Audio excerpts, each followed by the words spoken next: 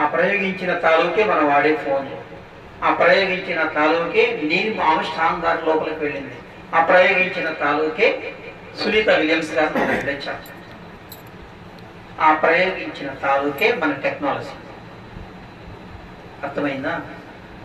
అంటే మన కోరికలకి అనుగ్రహానికి మధ్య ఏముంది? ఒక శూన్యం ఉంది. ఆ శూన్యంలో బట్టి తిరుగుతూ ఉంటుంది. ఆ శూన్యంలో ఏముంది? చెత్త ఉంది. చెత్త అంటే మన వాళ్ళు నేర్పిన ప్రకారం మాట్లాడుతున్నాము. చనిపోయిన వారు ఉన్నారు కదా, క్రమ సిద్ధాంత ప్రకారంగా చనిపోయిన వారు ఎక్కడున్నారు? మొత్తం ఈ బ్యాచ్ అంతా మా ఆయన వెళ్ళిపోయాడు, కిరణ్ వాళ్ళ నాయన వెళ్ళిపోయాడు, మూడో ఆకాశం, తర్వాత ఆ అమ్మాయి వాళ్ళ అమ్మగారు వెళ్ళిపోయారు. వీళ్ళందరూ ఎక్కడున్నారు? మూడో ఆకాశానికి అయితే స్వర్గమే. మనం దానికోసం తిప్పలబడుతుంది.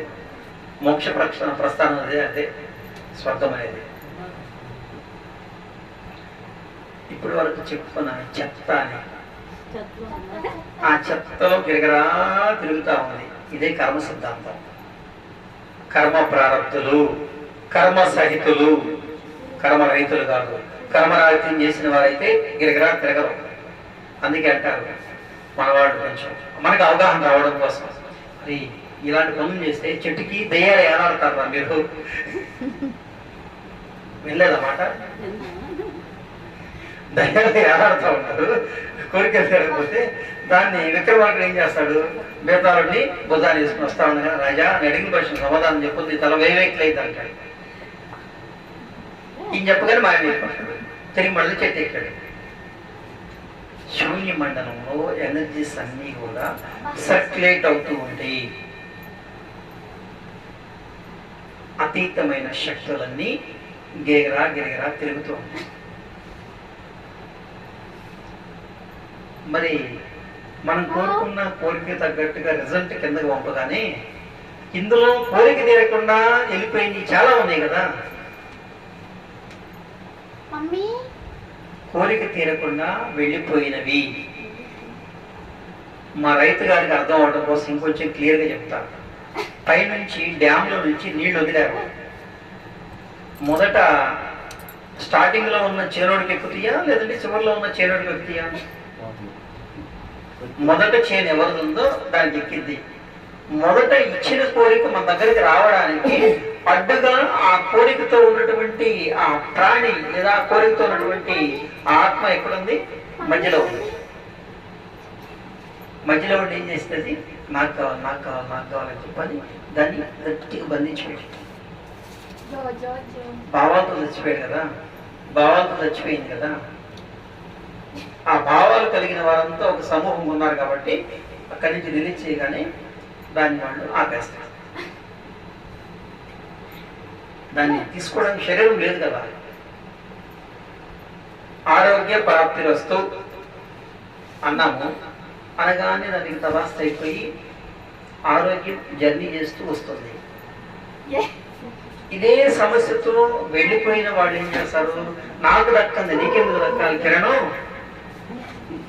అని దాన్ని ఆరోగ్యం అనేదాన్ని గట్టిగా పట్టుకొని, ఒరి మనిద్దరం ఫ్రెండ్స్ కదరా నువ్వు కూడా పట్టుకోరని చెప్పని ఆ పక్క దయ్యాను ఆ పక్క ఏదో ఒక దాన్ని పట్టుకుని వేసుకో తాగని చెప్పంటారు. గట్టి పట్టుకు పీకించు. కింద గురువు ఏం చేస్తా ఉంటాడు?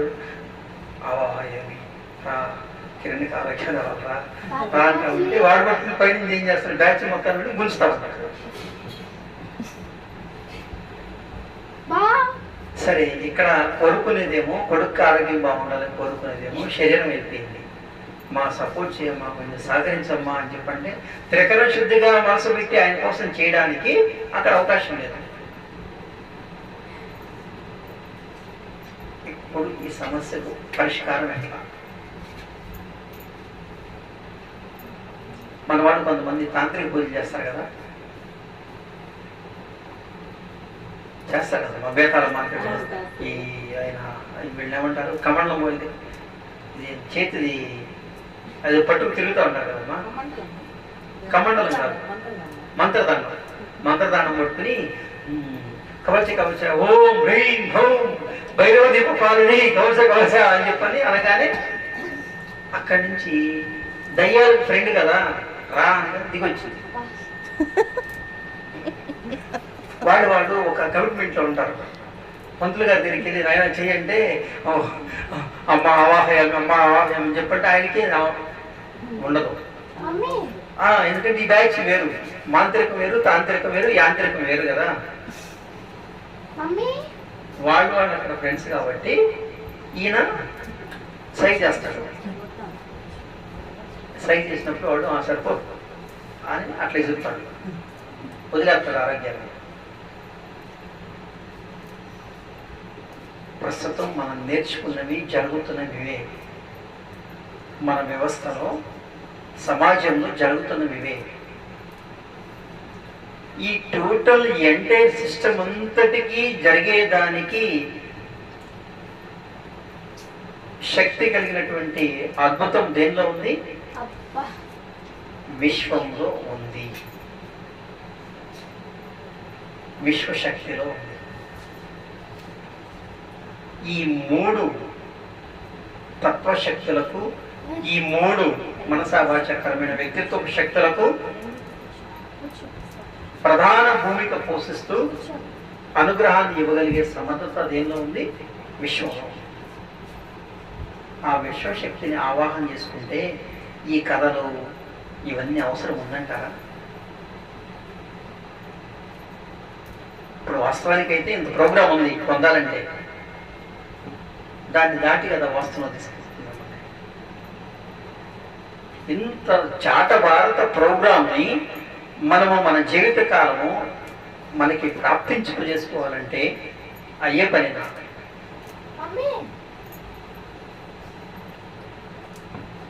అవదు. డైరెక్ట్ కనెక్ట్ విశ్వంతో మనం. దాని ఇక్కడ మరొక పేరు, మరొక రూపం అవసరం లేదు.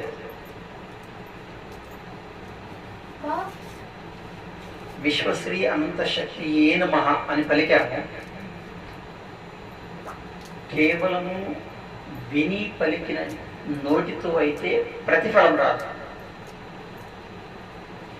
విని పలకడానికి మనసా వాచ కర్మేణ త్రికరణ తత్వాలు కనుక కనెక్ట్ అయ్యి అంటే విశ్వశ్రీ అనంత శక్తి ఏ నమః ఆ ఒక్క పలుకులోని గాంభీర్యత, ఓంకారము మొత్తం అంతా వైబ్రేషన్ చేసి తలలో ఉన్నటువంటి అన్కంఫర్ట్ బ్లడ్ క్లాట్స్ ఏవైతే మొత్తం ఊడిపోతుంది. కుదుట పడనటువంటి వ్యక్తిత్వము ఎన్ని సంవత్సరాల నుంచి ఉన్నా ఆ వ్యక్తికి హీలింగ్ అయిపోయింది.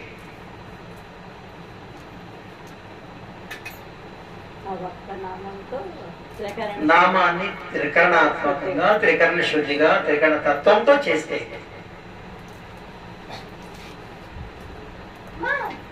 సతీ అనసూయ గారు, సతీ సావిత్రి గారు భర్త ప్రాణాన్ని తీసుకుంది. సతీ సావిత్రి గారు ఎవరితో ఫైట్ చేసి తీసుకుంది? యమధర్మరాజు. మరి యమధర్మరాజుని అంటే ఆ మూడవ మధ్యలో ఉంది కదా, రెండవది. మొదటి ఆకాశం కాకుండా రెండో ఆకాశం ఉంది కదా, ఆ రెండో ఆకాశం యమధర్మరాజు గారి ప్లేస్ ఉంది. అంటే ఉన్నాయి అంటారు ఇప్పుడు ఎంతకి? అంటే మన వాడు నేర్పించిన దాని ప్రకారం మాట్లాడుకోవాలి కదమ్మా. చెప్పండి చెప్పండి. రసవత్తరంగా ఉండాలంటే అది కరెక్ట్గా ఉండాలి. మనం ఎందుకంటే ఉగ్గు పాలకు నేర్పించారు కదా, ఉగ్గుతోని చెప్తే కొంచెం అర్థమైందని చెప్తున్నాను. యమధర్మరాజుని కమాండ్ చేసి తెచ్చుకుంది. ఆమె మనిషే కదా, ఎలా తెచ్చుకుంది? త్రికరణ శక్తితో, మనసా వాచ కర్మేణ శక్తి కలిగి తెచ్చుకుంది. ఈ మూడిట్లో ఒకటి ఫెయిల్ ఉన్నా కానీ సాధ్యం. మరి ఆ మూడు మనం పొంది మనం తెచ్చుకోవడానికి ఏమి ఇబ్బంది, ఖర్చు అవుతుందా? మన శరీరం ఏమన్నా కోరుకుంటుందా? డబ్బులేమన్నా, మన ప్రాణం ఏమన్నా కోరుకుంటుంది? డబ్బులైతే నేను ఇది చేస్తానని. మన మనసు ఏమన్నా కోరుకుంటుందా? నాకు ఇంత ₹1 ఇస్తే నీకు ఆరోగ్యం ఇస్తానని. అది అవసరం. అవసరాన్ని దాటి ఓవర్కమ్ చేసినప్పుడే పరిస్థితి సరవుతుంది. మన భావంతోనే మన జీవితాన్ని మనం అష్టదిగ్బంధనం చేసుకున్నాము.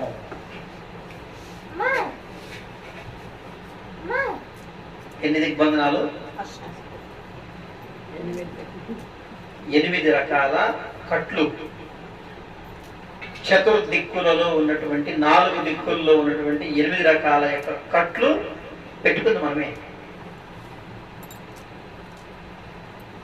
తిప్పుకోలేక, మమేకం అవ్వలేక, సాధించుకోలేకపోతున్నాం. కోరుకోవాల్సింది ఎవరు?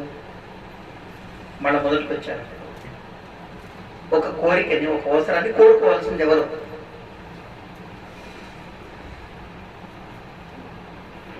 చెప్పరా? అంతరంగం, మనసు, శరీరం 3 కలిసి కోరుకోవాలి.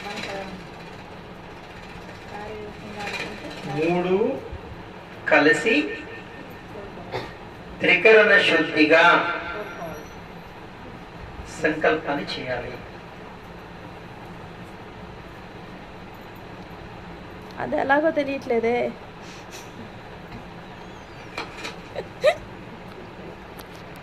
మీకు ఆ పదం అర్థం అవ్వలేదు, చెప్తాను. అంకిత భావం అన్నాను. ఏమిటది? ఇప్పుడు అంకిత భావం అంటే డెడికేట్ అవ్వడం, డెడికేషన్. వంటగదిలోకి వంట చేయడానికి వెళ్ళారు. అంకిత భావంతో వంట చేయకపోతే ఏమైంది? హెచ్చు తగ్గులు అవుతుంది, పాడైపోయింది కూర. మన పనిను, వ్యవసాయం కావచ్చు, వ్యాపారం కావచ్చు, మన జీవితాన్ని అంకిత భావంతో చేయకపోతే రిజల్ట్ రాదు. మనకు కావాల్సిన కోరికకి, మనకి ప్రాప్తించడానికి అంకిత భావం ఉండాలి. త్రికరణ శుద్ధిగా అంకిత భావంతో కనెక్ట్ అయితే దాని నుంచి రిజల్ట్ వస్తుంది.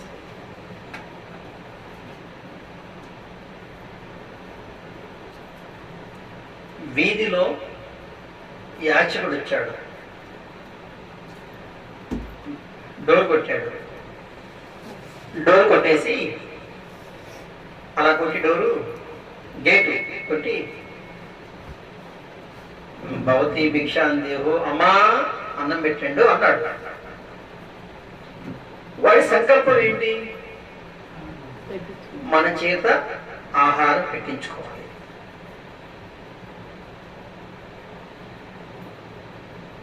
ఏమో అన్నం పెట్టి అన్నాడు అనుకో, పెట్టిందా? సచ్చినడా, ఎక్కడి నుంచి తెచ్చాడు అన్నాడు. ఏమో అన్నం పెట్టాడు అని చెప్పని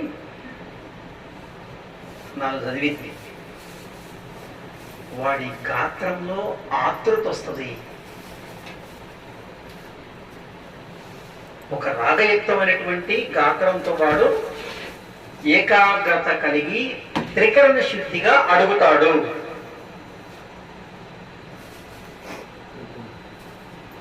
ఈ త్రికరణ శుద్ధిగా అడగడానికి ముందు వాడి లోపల ఏర్పడిన భావం ఏంటి? నమ్మకం.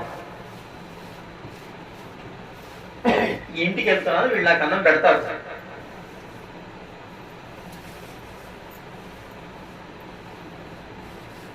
కనీసం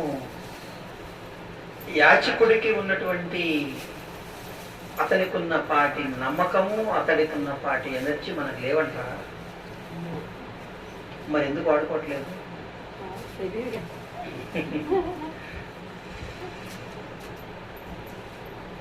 కొడుకు వచ్చి అమ్మని అడుగుతాడు కావాల్సిందని. అడిగే విధానానికి ముగ్గురాలైపోయి తల్లి కాదంటదా? అదే ఇద్దరు కొడుకుల్లో ఒకడు ఇష్టంగాను ఒకడు ఇష్టంగాను ఉన్నాడు. అడిగే విధానం బాగాలేదు. వాడికి ఇచ్చిందా?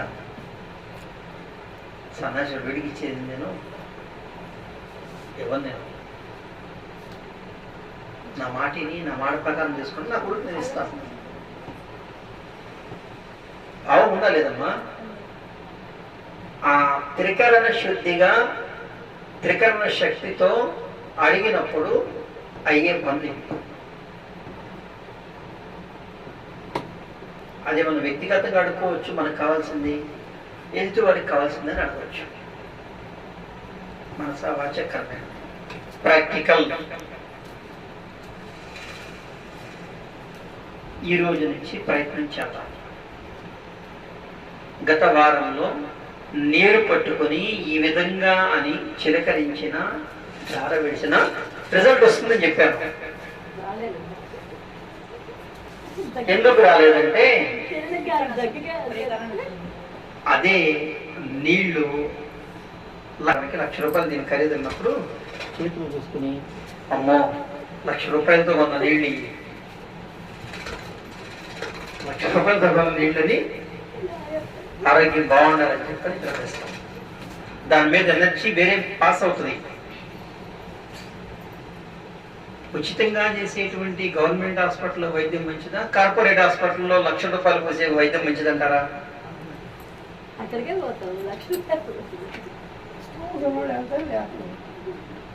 మీ మనస్ఫూర్తి చెప్పండి, ఏ వైద్యం మంచిది అంటారు? ₹1,00,000 వైద్యమే మంచిది అంటాం, ఎక్కువ డబ్బులు కాబట్టి. ప్రభుత్వ వైద్యం మంచిది. ప్రభుత్వం వాడేటువంటి మాత్రలు, ప్రభుత్వం వాడే మందులు మంచివి అంటే దాన్ని కూడా డిజైన్ చేసుకుందాం మనం. పట్టించుకోరు, చోటు ఆలస్యమైంది, ఇబ్బంది పడతాం. ప్రైవేట్ హాస్పిటల్కి వెళ్ళాము. వెళ్ళినప్పుడు ఒక 3 రోజులు అడ్మిషన్ రాశాడు. 3 రోజులు హాస్పిటల్లో జాయిన్ అవ్వండి అన్నాడు. 3 రోజులు జాయిన్ అయిన తర్వాత 4వ రోజు వెళ్ళి డాక్టర్ గారు ఏమీ రిజల్ట్ రాలేదండి అన్నాడు.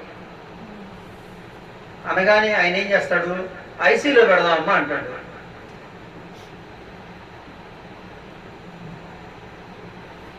అండమ్మా. లేకపోతే మంచి ఫేమస్ ఇంకో డాక్టర్ గారు వచ్చాడు, ఆయన దగ్గరికి ఒకసారి నేను రెఫర్ చేస్తాను, కొన్ని అక్కడికి హాస్పిటల్ దగ్గరికి అంటాడు. అంటే సుత్తి దెబ్బ, మలాట దెబ్బ. సుత్తి చిన్నది, మలాట పెద్దది. దెబ్బ పడేదాన్ని బట్టి ఇది ఇది ఇది వంగిద్దే. డబ్బు పెట్టేదాన్ని బట్టి ఇది ఇది ఇది వంగిద్దే. అర్థం? ఉచితంగా హాస్పిటల్కి వెళ్ళండి అంటే గవర్నమెంట్ హాస్పిటల్ మేము బాగుండి సరిగ్గా చూడరు, వాళ్ళు పట్టించుకోరండి, శ్రద్ధగా చూడండి. ప్రైవేట్ హాస్పిటల్కే పోతామండి.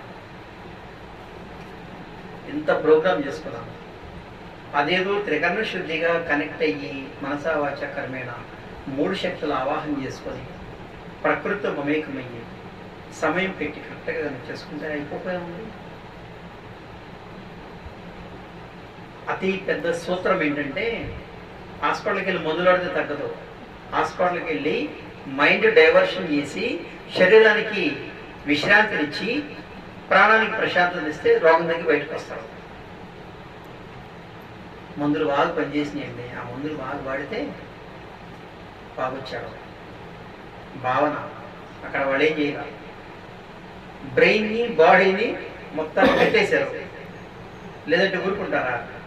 వంటగదికి హాల్కి చీపురు తీసుకొని చాట తీసుకొని అడిదిప్పి ఇడిదిప్పి ఒకటే తోడు చేయరమ్మా. కాబట్టి అక్కడ 3 రోజులు వారం రోజులు బెడ్ రెస్ట్ అని చెప్పి లాక్ చేశారు అనుకో, అన్నీ సెట్ అవుతాయి.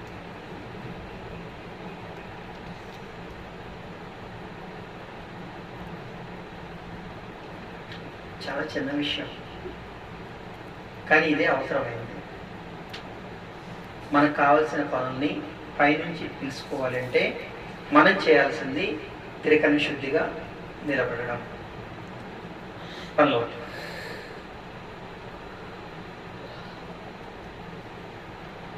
రైట్. ఏమైనా డౌట్ ఉంటే అడగండి.